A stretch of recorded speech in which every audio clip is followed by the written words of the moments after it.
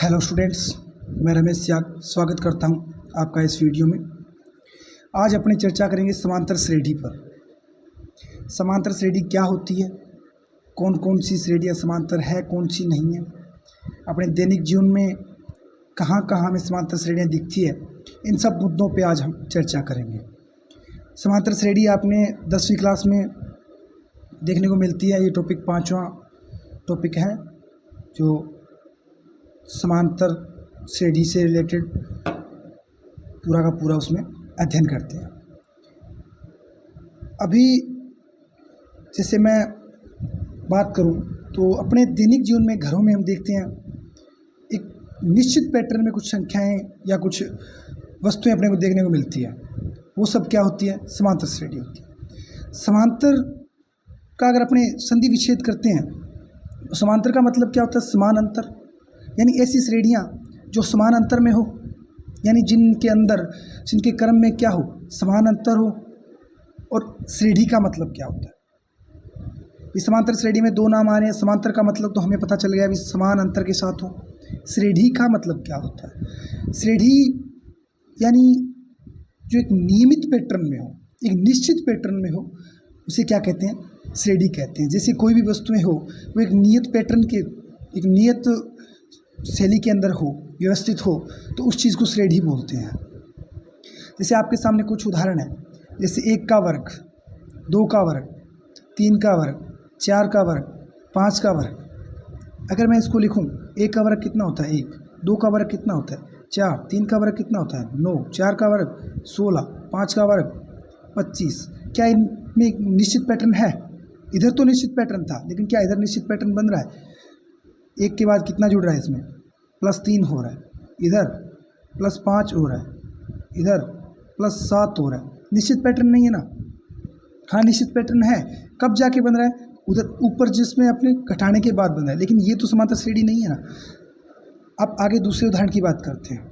इधर देखो, 3 आया है, 3 के बाद 6 आया, 6 के बाद 12। इस 3 के साथ 2 का गुणा करने पे प्राप्त हुआ है हमें 6, यानी ये इसका 2 गुना हो गया, ये इसका 2 गुना हो गया, ये इसका 2 गुना हो गया, ये इसका 2 गुना हो गया। तो ऐसी श्रेणियों को क्या बोलते हैं? अनेक प्रकार की श्रेणियाँ होती हैं। अपने 10वीं तक श्रेणियों के प्रकार नहीं लगते, सिर्फ और सिर्फ एक ही प्रश्नमाला लगती है, वो लगती है समांतर श्रेणी। यानी अन्य श्रेणियों से हमें कक्षा 10 में कोई भी मतलब नहीं है।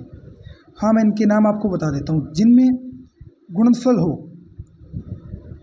आगे जिसमें गुणा के हिसाब से क्रम चलता हो, उन श्रेणियों को बोलते हैं गुणात्मक श्रेणी।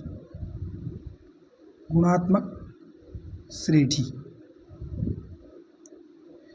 नेक्स्ट तीसरे उदाहरण की बात करते हैं अपने। पहला पद क्या है इसका? 1। 1 के बाद आया 2 यानी +1 किया, उसके बाद आया 3 यानी +1 किया, उसके बाद आया 4 यानी +1 किया, 5 +1, 6 +1। यानी अपने को इसमें नेक्स्ट क्रम का पता चल रहा है ना। इधर नेक्स्ट क्रम क्या आएगा? 2 का गुणा होगा 48 2 96। इधर 5 का वर्ग है, आगे क्या आएगा? 6 का वर्ग यानी 36। ये सब क्या है? श्रेणियाँ तो है, क्योंकि इनमें क्या है? एक नियत पैटर्न है, एक निश्चित पैटर्न है। नेक्स्ट पद का हमें पता चल रहा है, ये श्रेणियाँ तो है। लेकिन अपने बात करें अगर समांतर श्रेणी की, तो समांतर श्रेणी वही होगी जिसमें अंतर क्या हो? समान हो। यहाँ पे देखो, तीसरे उदाहरण की हमने बात की थी। अंतर कितना आया था? हर बार +1 हुआ था, यानी अंतर क्या आ रहा था? हर बार +1 आ रहा था। पहला पद 1 था, उसके बाद 2, 3, 4, 5, 6। नेक्स्ट स्टेप क्या आएगा?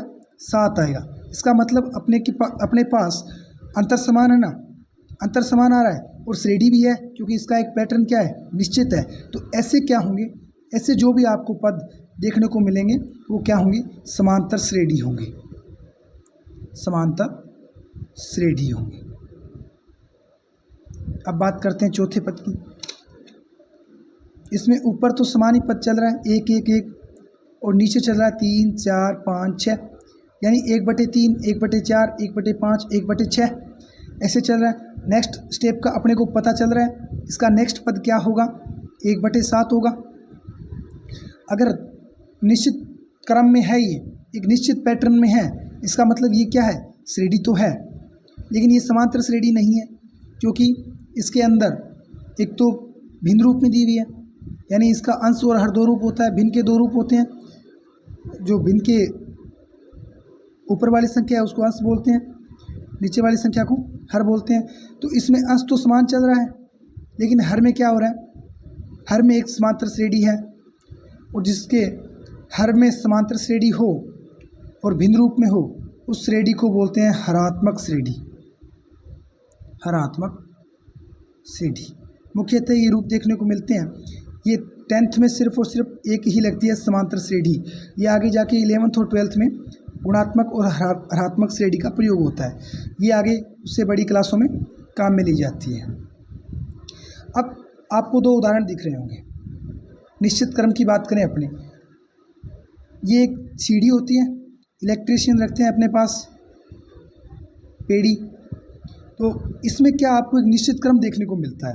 अगर आपने ध्यान से गौर से देखा हो तो इसके नीचे से जो मोटाई होती है, इसका नीचे वाला हिस्सा होता है वो ऐसा मान लो ये क्या है 60 इंच है, मान लो आप अपने उदाहरण के तौर पे बात करें, ये मान लो 60 इंच है।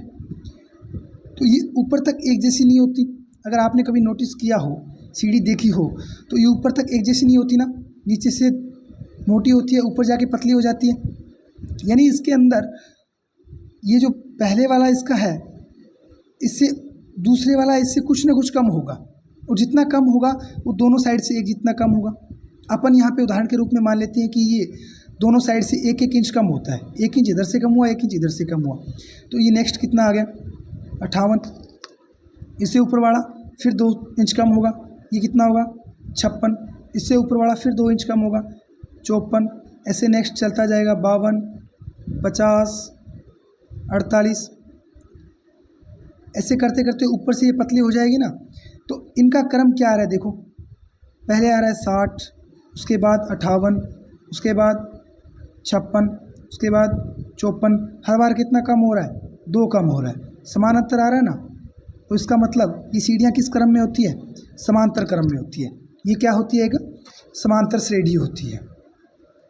अब ऐसी स्टेयर्स तो आपने देखी होगी, घर पे पेड़ियाँ बनी होती है, इनमें क्या होती है, पहली सीढ़ी की हाइट कितनी होती है, ये कितनी होती है 2 फीट पे होगी या 1 फीट पे होगी। अपने मान लेते हैं 1 फीट पे है, और हमेशा ये मिस्त्री जो बनाता है, कारीगर, वो समान ऊंचाई की बनाता है। अगर एक बड़ी एक छोटी बनाएगा तो दिक्कत आएगी, ना तो सही से बना पाएगा, ना आप सही से उस पर चढ़ पाओगे। एक जितनी होनी भी आवश्यक होती है ना। तो 1-1 फीट की मान लें अपने, पहले की 1 फीट, दूसरी कितनी हो जाएगी 2 फीट, तीसरी कितनी हो जाएगी 3 फीट, चौथी कितनी हो जाएगी 4 फीट, पाँचवीं कितनी हो जाएगी 5 फीट, 6 फीट। यानी इनमें भी एक क्रम चल रहा है, इनमें भी एक क्रम चल रहा है ना। जैसे अपनी बात करें, पहली 1 फीट, दूसरी 2 फीट, 3 फीट, 4 फीट, 5 फीट, ऐसे ऐसे चलती जाएगी ऊपर तक। इनमें भी क्या आ रहा है, अंतर समान आ रहा है, 1 1 1, सब जगह 1-1 अंतर आ रहा है ना। इसका मतलब ये भी क्या है, समांतर श्रेणी है। अब बात करते हैं अपने समांतर श्रेणी में पदों की। जैसे ये एक समांतर श्रेणी है, उदाहरण है 2 4 6 8 10 12। ये एक समांतर श्रेणी है। इस श्रेणी के अपने पहले पद की बात करें तो अपने मान लेते हैं, पहले पद को नाम दे देते हैं A1। पहले पद को नाम दे देते हैं A1।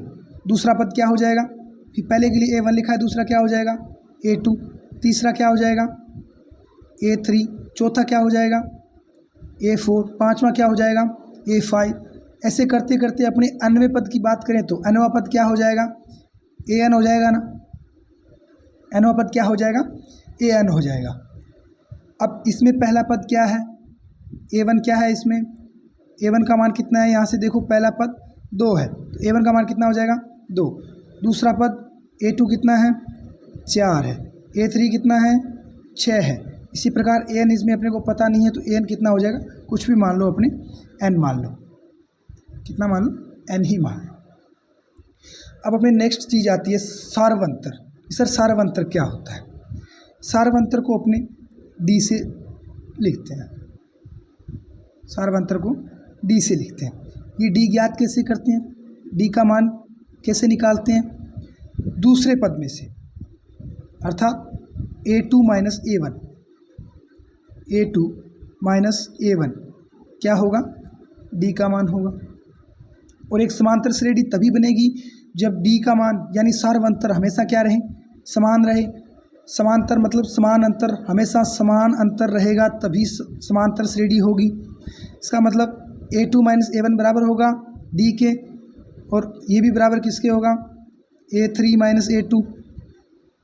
इस पद में से ये घटाएंगे तभी तो डी का मान आएगा, इसमें से ये घटाएंगे तब सार्वंतर ही आएगा। इसका मतलब सार्वंतर तो बराबर होना चाहिए हर जगह। इस श्रेणी में सार्वंतर क्या हो जाएगा, A2 का मान कितना है 4, A1 का मान कितना है 2, सार्वंतर क्या हो गया 2 हो गया। इधर और रख के देखो, A3 का मान कितना है 6, A2 का मान कितना है 4, कितना आ रहा है 2 आ रहा है, अर्थात हर जगह समान आ रहा है ना। इसका मतलब ये क्या है, एक समांतर श्रेणी है। सार्वंतर इसका कितना है 2 है, पहला पद कितना है 2 है। कुछ उदाहरण और हैं, ने बात करते हैं इस उदाहरण के बारे में। इसका पहला पद आपसे अगर पूछा जाए, इसका पहला पद क्या होगा, पहला पद क्या होगा, इसका पहला पद 1 होगा। दूसरे पद की बात करें, दूसरा पद क्या होगा इसका, पहले पद को बोले तो A1, दूसरा पद इसका क्या होगा 3, यानी A2 का मान कितना होगा 3। और इसका सार्वंतर अगर ज्ञात करना हो तो सार्वंतर D बराबर क्या होता है A2 माइनस A1, कैसे होगा 3 माइनस 1, A2 का मान 3, A1 का मान 1 रख दो, 3 में से 1 जाएगा 2 बचेगा, इसका सार्वंतर क्या होगा 2 होगा। नेक्स्ट उदाहरण पे बात करते हैं। A1 का मान कितना है, समांतर श्रेणी है 2, 5, 8, 11, अंतर समान है ना हर जगह, तो ये समांतर श्रेणी होगी।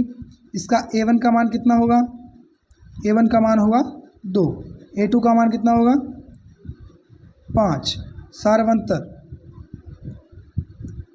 सार्वंतर कितना होगा A2 माइनस A1, A2 का मान 5, A1 का मान 2, 5 में से 2 गए 3, इसका सार्वंतर कितना होगा 3 होगा।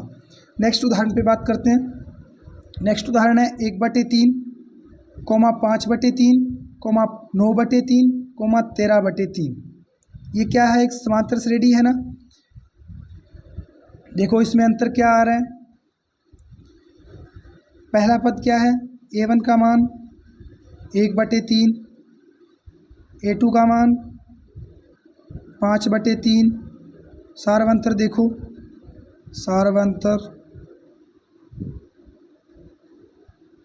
सार्वंतर होगा A2 माइनस A1, यानी 5/3 माइनस 1/3, 5/3 में से 1/3 घटाएंगे 3 एलसीएम आएगा, 3 और 3 का 3 एलसीएम आता है, 3 का 3 में भाग 1, 1 का 5 के साथ गुणा 5, 3 में 3 का भाग,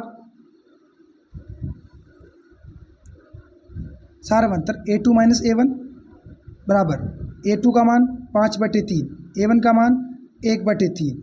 अब 5/3 में से अपने 1/3 घटाएंगे तो एलसीएम लेंगे सबसे पहले, एलसीएम आएगा 3 और 3 का 3, 3 में 3 का भाग 1 आता है, 1 का 5 के साथ गुणा 5, आगे निशान माइनस का, 3 में 3 का भाग 1, 1 का 1 के साथ गुणा 1, 5 में से 1 गया 4, 4/3, सार्वंतर कितना आएगा 4/3 आएगा।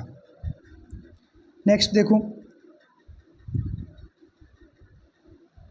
3, 1, -1 और -3, इसका प्रथम पद यानी A1 का मान कितना होगा 3, A2 का मान कितना होगा 1, A1 का मान 3, A2 का मान 1। अब अपने ज्ञात करना है सार्वंतर,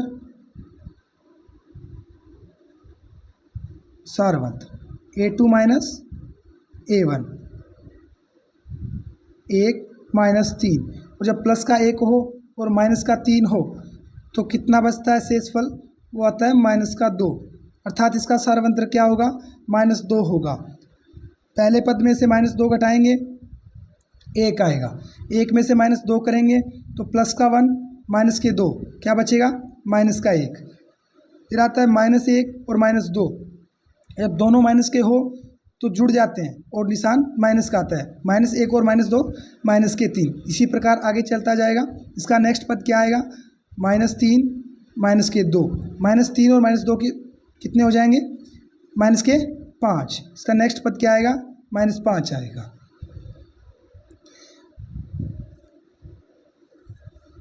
अब अपने देखते हैं समांतर श्रेणी में आप घर पे दैनिक जीवनों में उदाहरण देखते हो, जैसे कुर्सी होती है। आपके घर में कुर्सी को आप ध्यान से देखना, उसके पीछे ऐसे बूटी टाइप बनी होती है, तो उसके पीछे होता है ना ऐसे, उसमें ऐसे फूल से बने होते हैं। यहाँ पे 1 बना होगा, फिर यहाँ पे 2 बने होंगे, फिर ऐसे ऐसे करके 3 बने होंगे, फिर ऐसे ऐसे ऐसे ऐसे 4 होंगे, 5 होंगे। इसी प्रकार एक उनका एक निश्चित क्रम होगा, हर बार एक समान अंतर होगा, 1 3 5 ऐसे अंतर चलता जाएगा। आप कहीं भी अपने घर में आज नोटिस करना, जहाँ भी कोई वस्तुएं दिखें उनमें देखना एक क्रम आपको दिखेगा, एक समान क्रम दिखेगा। किसी भी वस्तु को आप अगर गौर से देखोगे तो आपको समान क्रम उसमें ज़रूर दिखाई देगा। थैंक यू दोस्तों। समांतर श्रेणी का बेसिक, कौन सी समांतर श्रेणी होती है, किस प्रकार की होती है, ये सब आज हमने पढ़ा। अगर वीडियो अच्छा लगा तो लाइक कमेंट जरूर करके बताना वीडियो कैसा बना है, और जो भी हमारी कमियां हो प्लीज़ कमियों से अवगत जरूर करवाएं, ताकि हम नेक्स्ट वीडियो में सुधार कर सकें। Thanks for watching this video. Thank you.